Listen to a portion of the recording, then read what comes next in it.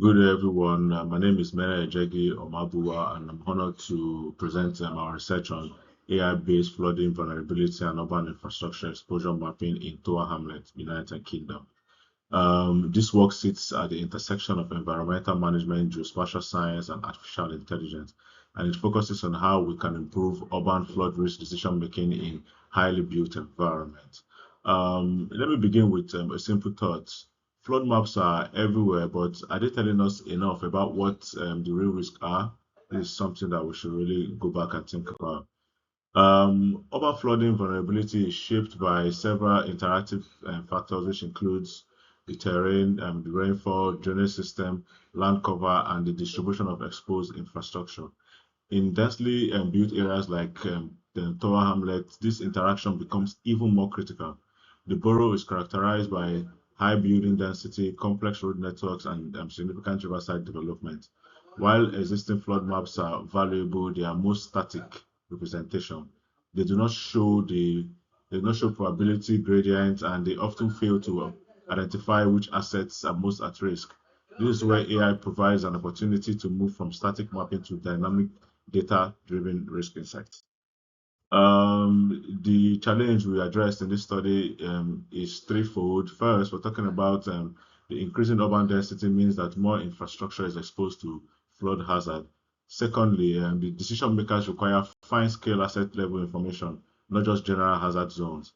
And thirdly, the most important, high-performance model must also be interpretable, because if decision makers cannot understand the drivers, we cannot trust the output.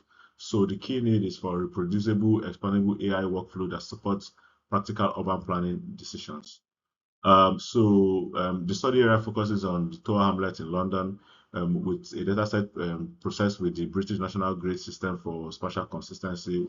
We also integrated multiple geospatial datasets, which includes elevation and slope, rainfall indicators, land cover and vegetation, hydrological distance variables, and infrastructure datasets such as buildings and roads.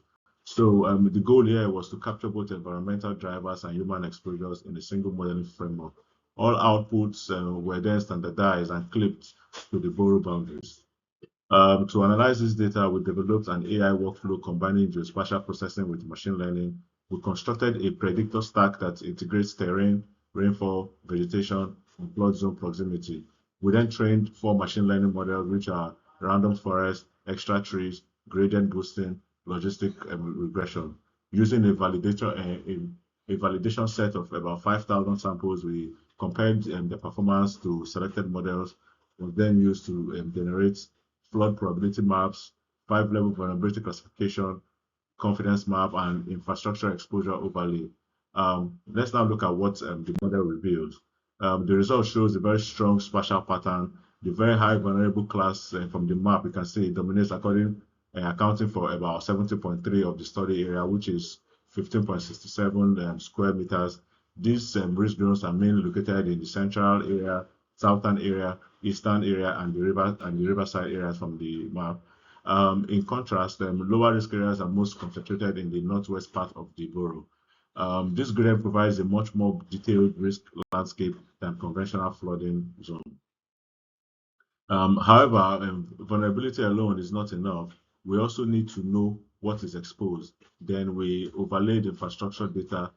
The findings became more significant. With the high risk category, we identified 3,086 buildings and also 3,548 road features. This study shows that flood risk is not abstract, it directly affects the critical urban system. This result provides actionable insight for emergency preparedness, drainage system upgrade, infrastructure resilience planning. In terms of performance, the random forest model was clearly the most effective. It achieved an accuracy of 0.9 of 9896, and the area under curve of indicating near perfect classification performance compared to logistic regression, which performs significantly lower. Random forest demonstrated a much more stronger ability to handle complex and non-linear relationships. To ensure transparency, we analyze the drivers of flood vulnerability. The most important factor includes distance to flood zones, rainfall intensity, and elevation.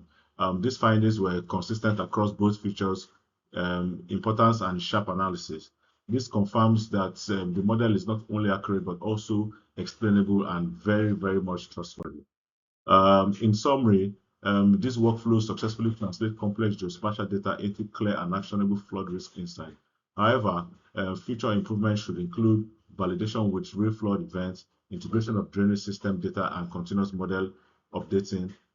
From a practical standpoint, key recommendations would include prioritizing high-risk infrastructure zones, enhancing emergency routing strategies, and focusing on areas with lower model confidence. These are the key references supporting this work, including foundational studies in machine learning and flood modeling. In conclusion, this study demonstrates that AI can transform flood risk assessment from static representation into dynamic, explainable, and decision-ready intelligence. We are not just predicting flood risk, we are enabling smarter data-driven resilience in our cities. Thank you very much for your attention, and I look forward to your questions. Thank you.